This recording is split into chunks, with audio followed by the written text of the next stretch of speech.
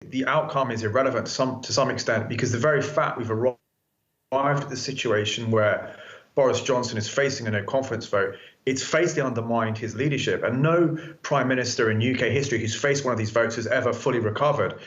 Take Theresa May back in 2018. She won the confidence vote quite convincingly. 6 months later, she was out the door. So very tricky, very difficult times for Boris Johnson.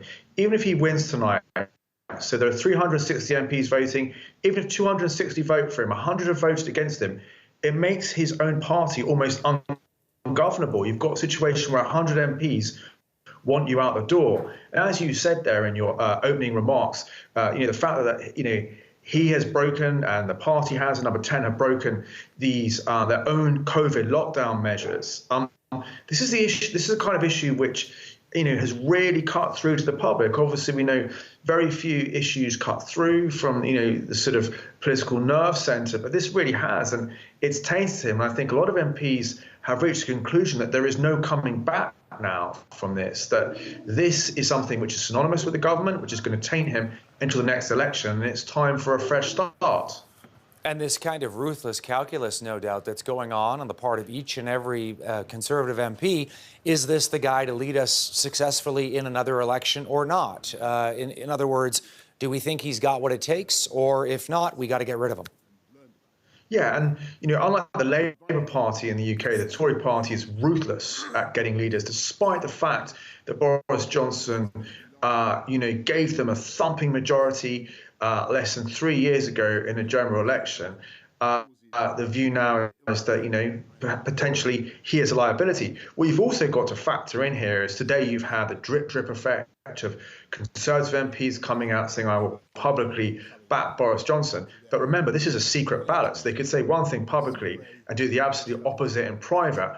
And I won't be surprised if some of those are doing that, and they're hedging their bets. I want to keep my job as a cabinet minister, but privately I want him gone.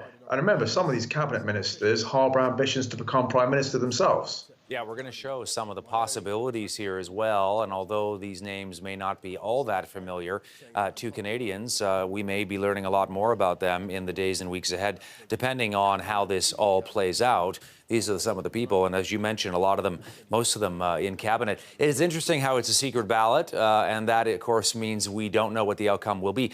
The other thing that's interesting, Giles, if I can ask you, is the notion that, in the past, you mentioned Theresa May, but we can go back to British Prime Minister, John Major in the 90s, even Margaret Thatcher. I mean, even when they did survive initial votes, it became clear that the end was coming, right? So even if he survives this, it might just be the beginning of the end. What do you think? I think you're right. I mean, the only thing I'd say is that Boris Johnson is the Houdini of British politics, who defies political convention.